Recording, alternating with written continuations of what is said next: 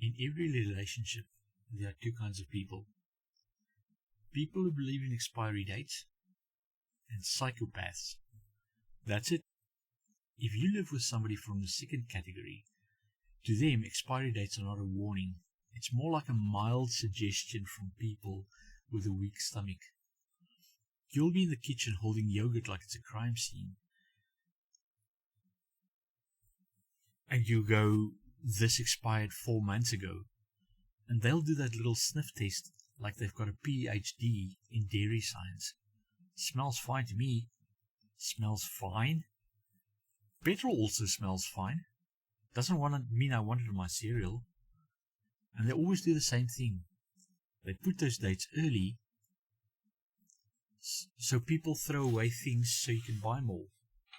Right, now we're on to the conspiracy theory. So your whole personality is a Facebook uncle with a grudge against Woolworths. There are generally two different survival strategies in a relationship. One person sees an expiry packet of ham and thinks, bin, now. The other one looks at it, hey, we still got 3 good corners though. 3 good corners? It's not a couch, it's pork. And it's never just one thing. These people are consistent. They don't believe in expiry dates. They don't believe leftovers go bad. They don't believe chicken should be feared. They treat food poisoning like it's a liberal conspiracy. I'm cautious. I respect the date. Because I was raised to understand when milk starts changing personality, the conversation is over. But in some households, no. In some households, milk becomes a group project. Shake it. Nope, I'm not rebooting it. And even bread. Because once bread gets that little spot of mold, suddenly you're in a marriage debate. I'm like, the bread is mold. And they'll be like, just cut that part off. Sorry, but that's not how mold works. Mold is not a visual problem. No, mold is a network. That bread is underground crime syndicate like you can't even see it. You cut off one spot and the rest, and like you think you'd outsmarted nature. That's not being frugal. That's gambling with a sandwich. And the cheapest logic is always incredible. It's still fine. Well, it's basically still fine. It was in the fridge. It was sealed. Sealed? So is King Tut. What really makes me laugh is how people will risk absolutely chaos to save absolutely no money. You're willing to wipe out an entire household for the value of one loose tomato. That's the economics of it. We're not wasting it. Really? Because if this goes badly, we're not saving money. We're converting cheese to diarrhea. That's not budgeting, that's alchemy. And every couple has this moment where one person becomes the official food safety officer. They'll be the one checking the dates, lifting lids carefully, squinting at leftovers like a detective. What day was this made? How long has this been in here?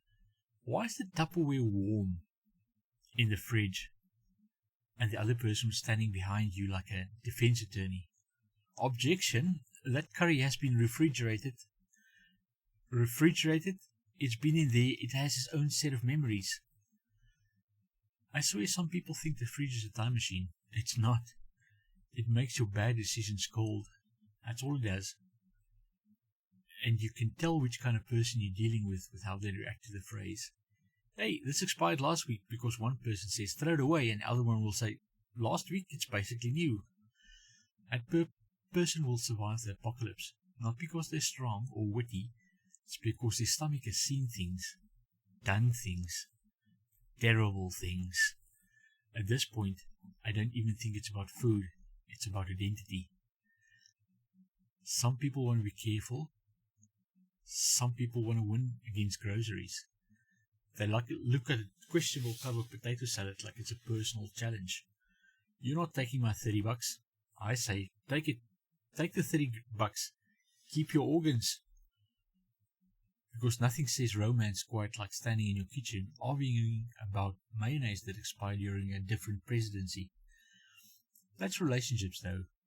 It's compromise. One person brings caution, the other brings chaos. On many different levels. One keeps you alive, the other keeps things, well, interesting. So yes, there are two kinds of people in a relationship. The ones who reach expiry date, and the one who thinks salmonella is just a motivational speaker trying to scare you.